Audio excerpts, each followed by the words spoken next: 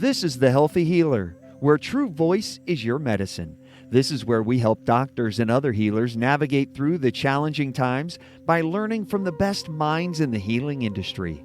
Laugh, cry, and be surprised. It's entertainment, education, and inspiration so you can continue to be the unique and amazing healer you were destined to be. Welcome to humanity. Welcome to The Healthy Healer with Dr. Fred. Hello, everybody. It's Dr. Fred, and welcome to another amazing episode of The Healthy Healer. So today we have a doctor, and the doctor is a PhD in criminal justice, and he also just recently told me that he's a cop and a lawyer, and he hails from New York, but he's sitting today in Florida as we speak to somebody who's actually got a mission that maybe on the forefront doesn't look like it's related to any of the things that I just used to introduce him. So Dr. George Ackerman is here, and he's going to talk to us about a number of things, but I would be shocked if not an important piece of what he's talking about is a well-known condition that most of us don't know anything about, and that's actually called Parkinson's disease. We're going to talk a little bit about what the experience is there and how we can move forward, but I imagine we're going to learn a little bit more about who Dr. George Ackerman is and who his mom is and why he's here and what he's up to. And without further ado, may I introduce you all to our guest today, our esteemed guest, Dr. George Ackerman. George, thanks for being here today. Thank you and your listeners. It means the world to me and my family and to so many out there, unfortunately, struggling still today with Parkinson's disease. Yeah, Parkinson's disease, it's a very common condition, and certainly there's very few people who have never heard of it, but also very few people who actually understand what it is. Before we get started, George, I'm going to ask you a question that I like to ask each and every maybe it's as a function of getting started that I like to add to each and every guest because it just tends to crack the ice and get us started. Sure. And that question is a 9-letter question, grammatically correct, and actually gets the job done as a launching pad. The question is, George Ackerman, who are you? I believe I'm only the man I am today because of my mother's sacrifice, but I'm somebody who's been an advocate my whole life. So if I had to say one word, it's definitely advocate. I went from the world of law enforcement and the law and really trying to fight for victims of crime. So I actually did my dissertation on aiding African-American mothers who lost their loved one due to murder in West Palm Beach, Florida. So throughout my whole career, whether it was in law enforcement or as a reserve or as an attorney, a prosecutor's office and the other side defense, or as a researcher, I've always tried to advocate for people who didn't have a voice. And it correlates a lot to today because unfortunately I was thrown into the world of caregiving. You can't really take a course, at least I couldn't on it. And I knew that it was not going to be an easy thing, but I wanted to be there to support my mother in any way. And that's what brings me here today, even going forward. I try today to advocate and be a voice for the people who are still diagnosed, fighting in their battle against Parkinson's, their caregivers, and finally, in memory of all the millions, unfortunately, that we've lost, like my mother, due to this terrible disease. Mm-hmm. So that's really wonderful. Thank you for being exactly that. And thank you for doing it from so many different angles, from the law and from as an attorney, and also then boots on the ground as a voice for crime victims and for the victims, if you will, of this overwhelming condition known as Parkinson's disease. Tell us a little bit. It's very clear from looking at who you've been and what your bio is about. Your mom's name is Sharon, and she was an important influence. You wouldn't be where you are without her influence, is what you mentioned. And tell us a little bit about who she is, or as an advocate, how is it all related to eventually becoming a major focus for your life to be with Parkinson's victims along? I assume you haven't lost your interest in advocating for criminal victims or for victims, and as you said, for anyone who doesn't have a voice. It's almost a crime that the people with Parkinson's disease are left with the inability to actually speak or to be heard for what they're going through. I assume that's what you're launching from. Tell us a little bit about all of that interface, if you can. Sure. I went through a lot of my time, unfortunately, my mother, and felt alone. So my major goal is, even the mission today, is to make sure people listening become aware and know they're never alone. There's people like me out there fighting for them. Thankfully and sadly, sadly, I correlate this again to the family members of homicide victims, because a lot of the time the criminal justice system forgets the families. But as you mentioned, Parkinson's, unfortunately, the community has been forgotten, in my opinion. Thankfully, last year was the first time in United States history that they passed unanimously through the House of Representatives, the first bill in history called the National Plan to End Parkinson's Disease. And we're hoping it'll go to the Senate this year or next, and then the president will sign into law. It's the first ever legislation really ever, which is sad. And that answers your question. I don't know why it's taken decades, but it'll help fund more research towards a cure. It'll help find diagnosis more earlier.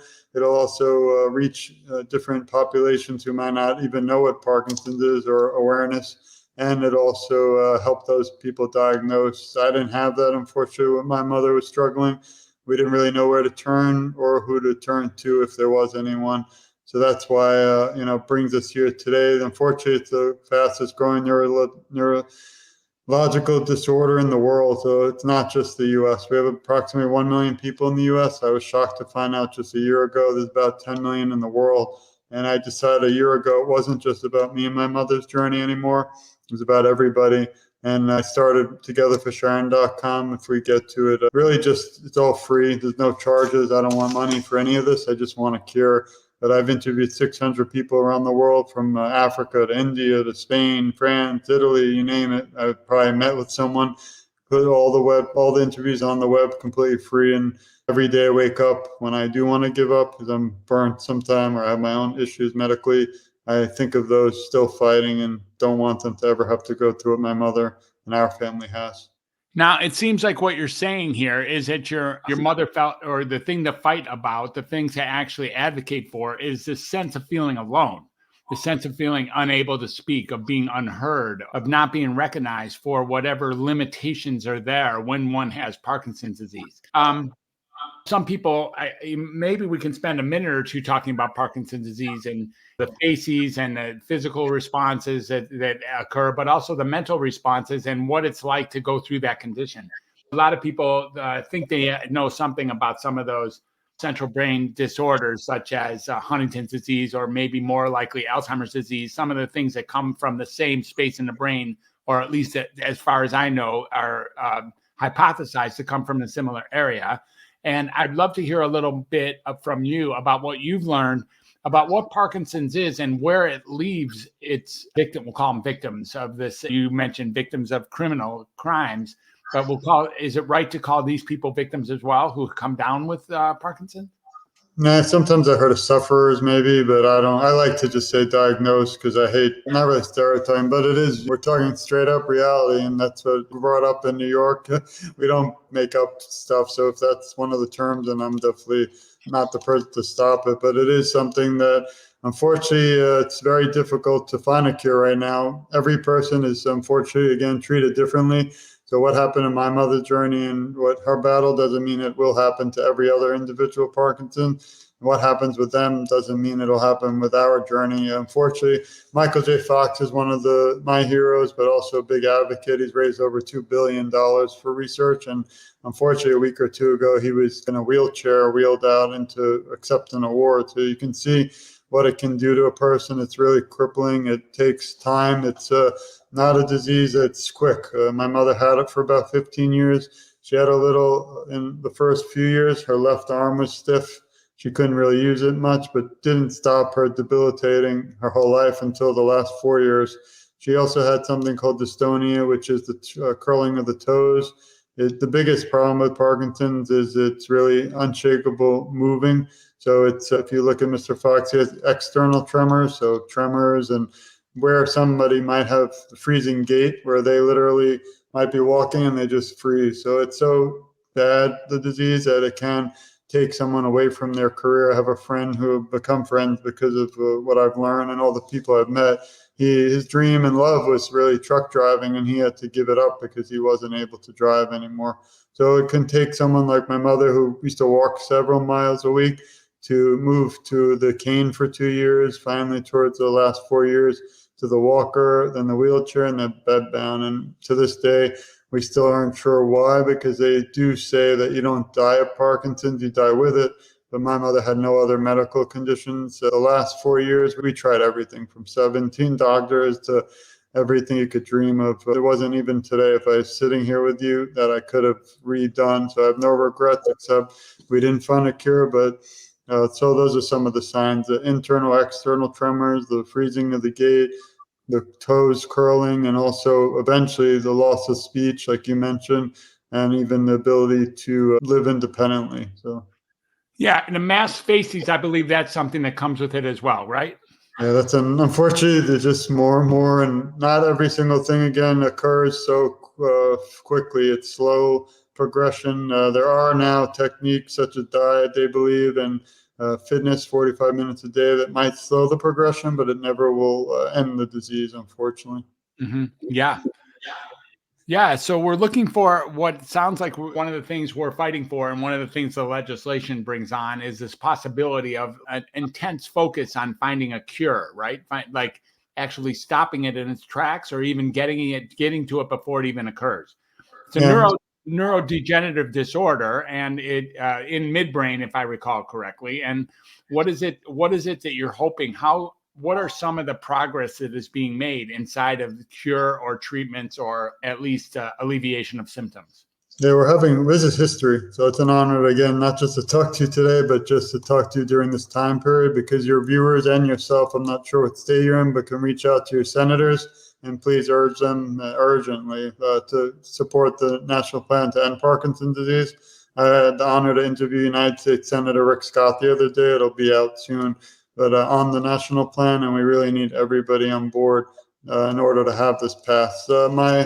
In research, they had made a breakthrough last year. It's called a biomarker, where now this is the first time in history you could get, I believe, a needle in your spine, which is, I'm already getting spine surgery on May 21st. So it's it's not really something that's too simple to get, but it might help find early diagnosis. They're dreaming and hoping, not just dreaming, but that next year they might be able to turn that major needle to the spine into just a normal little blood test. So imagine if all the doctors and everyone in the world had that blood test, they can diagnose it earlier, and we can slow the progression. Maybe not have a cure yet, but definitely save many lives. There's people, unfortunately, who are misdiagnosed, people who have Parkinsonians, which are similar signs to Parkinson, but not Parkinson. So guess what? If they're prescribed medicines and things for the wrong illness or disease, that's going to destroy the individual, not just their stomach, but overall their whole ability.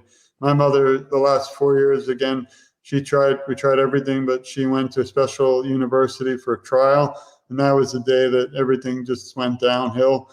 And that's when I became her caregiver. I had a call at 4 a.m. to rush over to her home. And I found her moving her furniture out of her home because she thought there were Nazis inside that were going to harm her. And that was probably one of the worst days of my life, because I might be trained in law enforcement, but not for something like that. And that wasn't even the worst. They said we saved her life that night, but that's when everything went downhill. But I went back to her home to pick up some of her clothes, and surrounding the entire room were Post-it notes, like we used to keep notes maybe that we're going to meet today.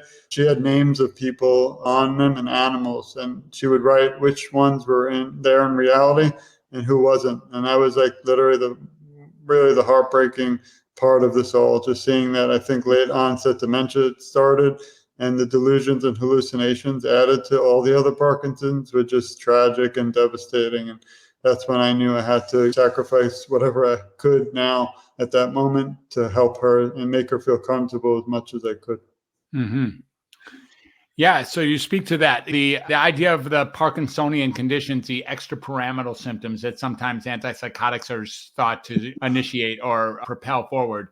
And the difference between having Parkinson's disease and having Parkinsonian symptoms are very significant. If you treat Parkinson's disease with the same medications that we tend to treat people with Parkinsonian symptoms, you get a completely divergent response.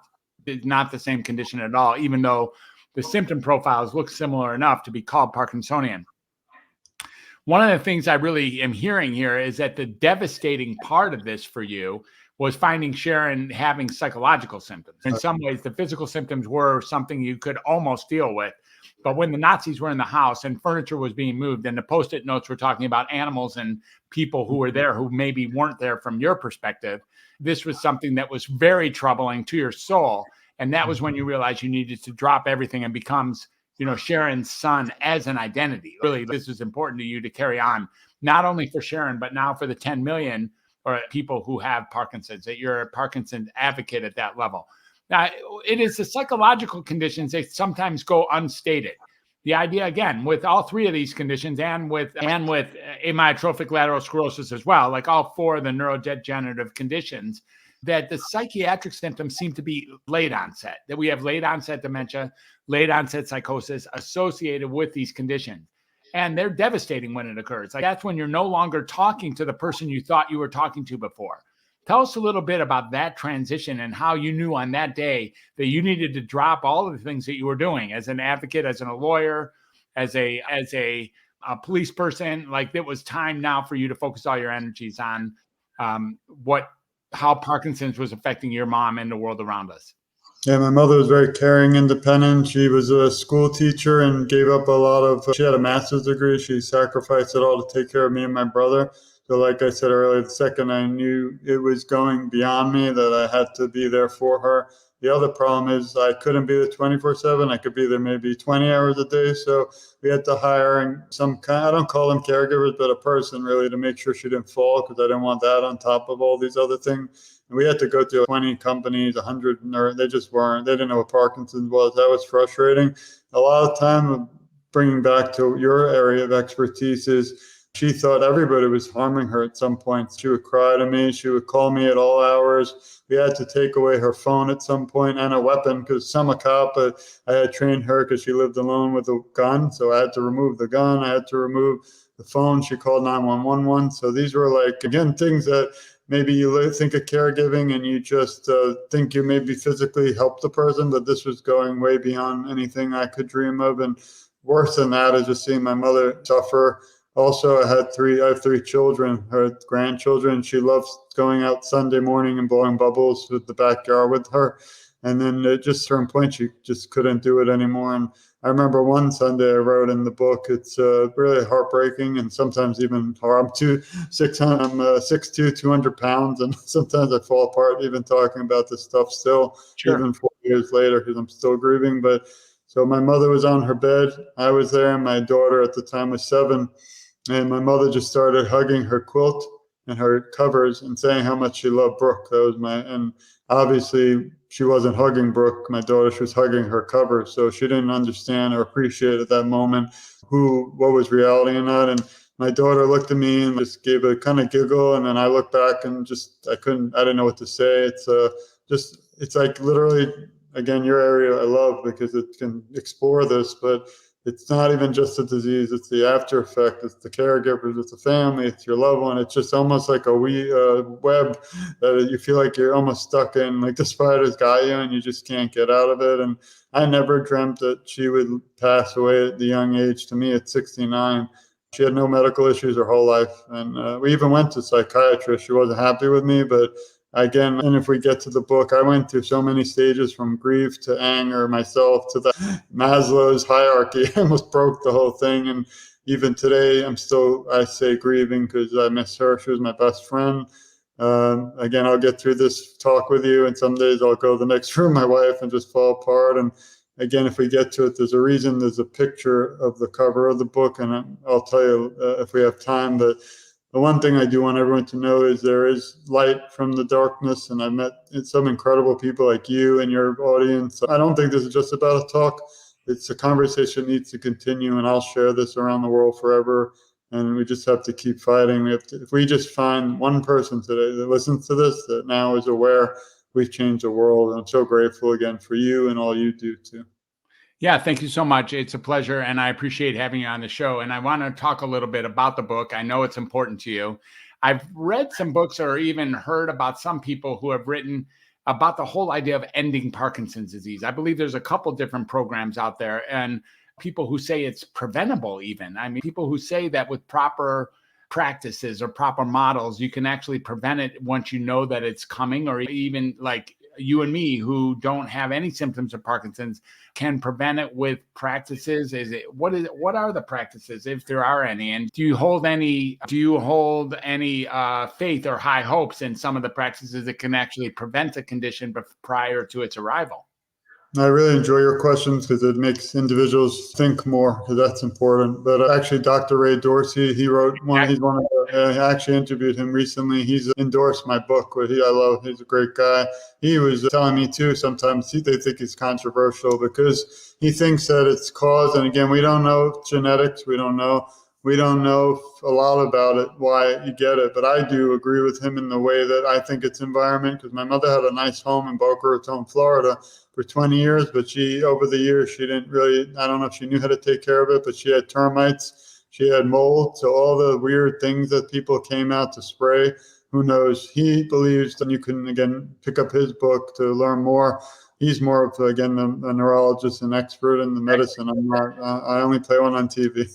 But he really actually shocked me the other day when he said even our dry cleaning, the chemicals on the dry cleaning could cause it, the water we drink, the pesticides. And I completely do believe in that because, again, like, I don't want to be a broken record, but my mother had no other medical issues until finally we pulled her out of that house, bought her a brand new home. But it was the last year of her life. And I'd have a picture of us, and she's walking in and she's so happy because it was literally built for her. She chose it all.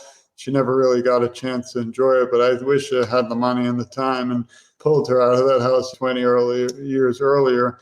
I didn't have that at the time, but I think that would have changed the course of the future. There are things that, unfortunately, he also mentioned, which as an attorney, it's sad that things like Paraquat aren't banned in the U.S., but they're banned in China and other. And these things can kill us and cause these things. Camp Lejeune is a famous legal case going on now, so we see it, but for some reason, people aren't acting on it.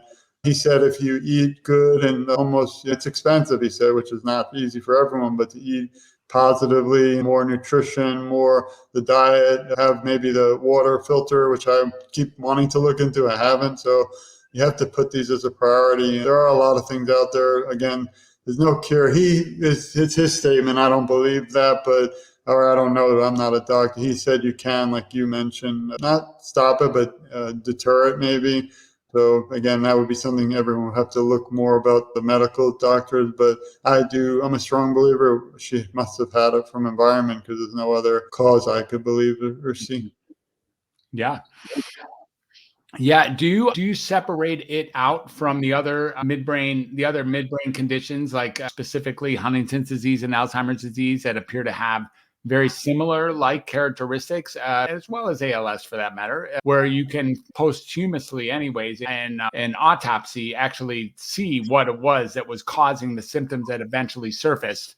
Do you separate it out, or is this something that by dealing with Parkinson's, you're also peripherally dealing with Huntington's and Alzheimer's, ALS, and the others? Yeah, my biggest issue was Parkinson's, is what we went through, in dementia. But on my website, togetherforsharon.com, I actually started looking into other diseases and things, and I want an end in at all of them, to be honest. Obviously, it's not just about Parkinson's. We're all a community and a family. I actually covered an interview the other day. A gentleman had cancer, another person had Alzheimer's. So unfortunately, we're all stuck in this family of diseases, and I do want an end to all of them. But specifically, Parkinson's was the one mainly that affected me, and dementia towards the end. I don't even know if I'll get it one day, but I do. I don't think I would change a thing that if I had it. It's just nothing much. We can't predict why, or how, or the future. But I think someday I hope we'll have a pill, like literal pill, where you just take it and it'll get rid of it or prevent it. We were able to band together almost everyone in society during COVID, and we don't have a cure, but they came up at least with a vaccine or several, and I did it. But why can't we have the same for a lot of these diseases? So there's still a lot of things. And the saddest thing is in 2024, we do a lot of walks. Like, I'm actually doing the American Parkinson's Disease Symposium next Saturday. Last week I did the Parkinson's Foundation walk. I was at the Michael J. Fox event in Hollywood, Florida, and we're going to be flying to New York to go to the Unity Walk in Central Park at the end of the month, because we're in Parkinson's Awareness Month. And being there, though, live with those people, and they come up and hug us and we'll cry together, that's what inspires me to keep going. But sometimes I'll have a table at these events and be surrounded by pharmaceutical companies, and no offense, they're doing their job, but they're trying to sell things. So sometimes people are timid and shy to come up to me because they think we're selling something. But my biggest thing is that literally we don't accept money. We don't want anything. We just want everyone to know We love them. And I have a little thing I'll say at the end, and you're never alone in this fight. I felt alone. And that's why I did the website. I put a lot of resources there. They're all free. So now if you are just curious or you have Parkinson's or you just want to learn more, you go to our website, you look around, the interviews are there, media, our podcast eventually will be there, and just a lot of information, but it's in one place. And I had the honor too of meeting Michael J. Fox last month. I've had interviewed Muhammad Ali's daughter, Ozzy Osbourne's son, Jack. So it's becoming bigger, and in a sad way, I don't want it to become bigger because I want it to be over. But I thought 3 or 4 people might see my website, and we've had over 40,000 people visit. And I don't know if it's because of my work or just that this is growing. People, last thing is they might not have Parkinson, but now I'm being told their neighbor has it, or a cousin, or the mailman, and it's just sad. I don't want that to happen. But the only journey today that breaks my heart is the one that I'm not aware of. Understood. Thank you.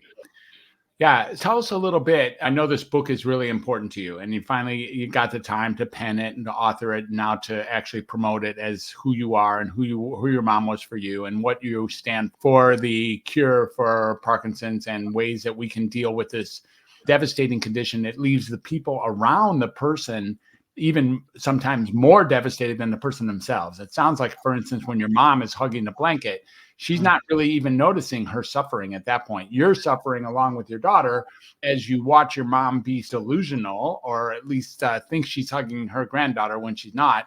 And the suffering is often from the participants or the caregivers or the loved ones. Tell us a little bit about this book, how it got its emergence, its genesis, where it is now, and what we can learn from it, or how we can maybe take it as our own. No, I appreciate that, and it's sad, but they consider family members of homicide victims in criminal justice world or in society secondary victims, because it's almost like love. So I don't want to say I coined the term, but I should put it somewhere in a book in the future that I felt like I had secondary Parkinson's. Obviously, you can't say it that blatantly because I don't have the symptoms, but I sat there, held my mother. I saw this strong, beautiful person completely almost deteriorating. It was like a nail, like I was just being hit, and I felt helpless. That's the best word, and hopeless. But I had to fake it all and show. I never lied to my mother, but when she would ask me, am I going to be there for Brooke's wedding someday, or some huge thing happening with family, I didn't know what to tell her. So it was tragic. But basically, the book came about. Interestingly, I don't do this much. I don't write journals. I love writing, but I'm so tired after a PhD in law school and all the education. I never dreamt I'd write anymore because it was time consuming and draining. But I kept the last year of her life a journal every single day almost. I wrote my thoughts, how I was going through hell, how she was going through it, how I felt helpless because I couldn't help her. I was angry one day. We were lucky enough to be able to afford and promise her we'd never put her in a home, but there was days where I was going to go look at homes because I just wasn't prepared, I couldn't. I'm not a professional medical nurse, so it goes literally with timetables through the last year. That's actually the chapter I tell some people you might not want to read because it's heartbreaking, but I think we learn a lot. I did videotape and take pictures through her last year. I won't show those. I did it for medical science someday if we needed it, but the good thing about the book is it's not just, there's a lot of positives. So it talks about the first signs of Parkinson, the symptoms and treatments that are out there, my primary caregiving, which a lot of time I don't even talk about because this is all about, in my view, my mother. But I also talk about the support from my wife and my children. Without my wife, I wouldn't have made it even today because she was best friends with my mother too. And I even tell the story when they met and how lucky I was to have that. I talk about finding aides to help me the last week, which was the toughest. I even still get nightmares about that chapter. But the good thing is one chapter is all her family and friends wrote little passages, so notes about my mother and the good times, and also the mission forward and how grateful I am to so many like you. But the last point is, if you look at the picture, ironically, my wife was able to do that pretty cool stuff. I can't figure out how she did it. But the cover, that was an actual photo, and it's tough to sometimes even talk about. And that was my wedding. And that was honestly I might have done a lot of good things and great, whatever I've done in my life accomplished. But the day, that 5 minutes of the dance, my mother and Parkinson didn't exist. Luckily, at that point, it didn't take over her as bad, but we got to laugh, talk, smile in those few moments. We heard Barry Manilow, "I Am Your Child." That was her. As a little kid in New York, they tortured me with Lionel Richie, Barry Manilow, Michael Bolton, and Kenny G. And then now I love them all now. But those few moments, I don't believe Parkinson's defines a person. Of course, it can take a person, unfortunately, but we have to all fight. We have to be a family in this fight. We have to get everybody aware. I think we can end Parkinson's disease and find a cure if everybody in the whole world was just together on this. And my goal now today moving forward is to do shows like yours, because I want to reach people who do not have Parkinson's and people who are not caregivers of Parkinson's. Because if we don't have everyone, we'll be just so much further from a cure. Exactly. Let's get it out to everyone who can do anything, who's interested or who has been impacted. And you're right, it's growing almost virally. I hate to say it that way, but it's people being affected by Parkinson's is growing each and every day. Like you said, people are concerned about their neighbors, about the mailman, about their friends or family members, and then the caretakers of those people. So it is something that is growing, at least now it's time to actually pay attention and do something about it. George, thank you for being here. If people want to find you or work with you or learn from you, there is this website you talked about. And tell us a little bit about the website and how can we learn from you or grow with you or walk with you during this process? Thank you, sir. Appreciate it. Again, it's www.togetherforsharon, all spelled out.com. If you just type it in on the internet, lately it comes back. I started it in memory of my mother, but it's become so much bigger. We just started a section. It's called In Memory, where we share journeys of other people who lost their loved one due to Parkinson's. We also have a section. It's called People with Parkinson's. Unfortunately, that's the acronym sometimes that we use. And that's where it lists websites of people who have Parkinson's, and you can actually see that one of them sells cups, and all the money goes right to them. We don't have anything to do with it. I love all these big foundations, but we have to be honest. Sometimes the little guy or girl don't get anything directly, and this is a place where I hope they can.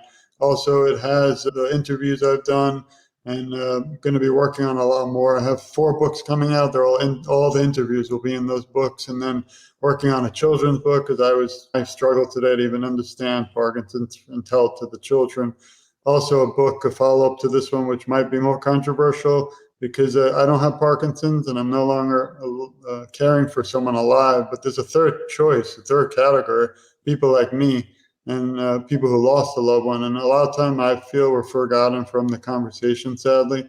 I don't know if it's because no one wants to hear about the bad side, but I can also talk about the positive of the advocacy. And I just feel like we need a new division. And if I have to fight for it, if you get to know me, I will. I don't just back down from things. So that's important to me, because I believe my mother still matters and my voice still counts. But there are individuals, unfortunately, in organizations, I understand they want a cure for the people alive, but there's so many. Imagine all the caregivers who lost a loved one. If we got them back and have a voice, then you're going to definitely rock the boat, change the world, and find a cure. But I do have, so that's the website. You can see the book from there. I'm not really, I should say it, but it's not looking for sales. I do all this. I don't want any money. We have a donation section on the page. And what's incredible is we teamed up with a few incredible organizations like Michael J. Fox Foundation. And they're all links in my mother's memory, but they're for them. So it had nothing to do with me. Cool. I don't take anything. It's like literally, and it's hard again to actually have to explain that. That's not what I'm here for. But I almost didn't want a book because I didn't want it to be about that. I have it out there and I want my mother to be remembered. But I'm not going to ever make the money back anyway, because there's so much for editing. So as I'm sure. But on a last note, I do want to leave this in a positive manner, because I've had so many incredible people in my life today that I wouldn't have met if it wasn't for our journey. So I'm grateful for those individuals, and that's why I keep fighting. But I always try to say a little quote or I made up, but we love you, we support you, and we care a lot about you, and you're never alone. I, along with Dr. Fred, will advocate for you, and together our voices are just so much stronger. And I always say it, and I'm just getting started. And what that means is obviously I'm not. It's been 4 years, but every time I meet somebody new or speak to someone like you and your audience, I just hang up and get more motivated to get right back out there and fight. And I believe nothing will stop me. I'm having a 3rd major spine surgery next month, which I bring up because there's been days where I can't even move because of my back. But I did a video the other day, and I'm on every social media, so everyone feel free to join me. It's just me. We're not an organization. We're not a company. It's just one son, one voice who lost his best friend to this disease. But so I was in pain the other day, and I decided, you know what, forget my pain. There's so many out there still struggling with Parkinson's, and I gotta keep fighting. So no matter what, we're going to be out there in front lines, and I hope everyone out there will join us. And please reach out to your senator, because you could be part of history, the national plan to end Parkinson's disease. We have a link on our site, but you can also just go to the Michael J. Fox Foundation, and they have a lot on it too. Thank you. Yeah, you're welcome. Thank you. Thank you for being here. Thank you for being such an advocate for so many people who can use your help. And thank you for being an advocate all your whole life. Thank you for who you are for Sharon, and what a son's love for his mother, and also a father's love for his daughter, and for who you get to be as a lover of humanity. Thank you for your stand for really ending something that's devastating and making sure that it happens maybe in this lifetime, even, for real. So thanks, George. Thanks for being on the Healthy Healer. You're a healthy healer. It's great to have you here. Take care of yourself. All right. Everyone else, will catch you on the flip side. Enjoy the show. Bye for now.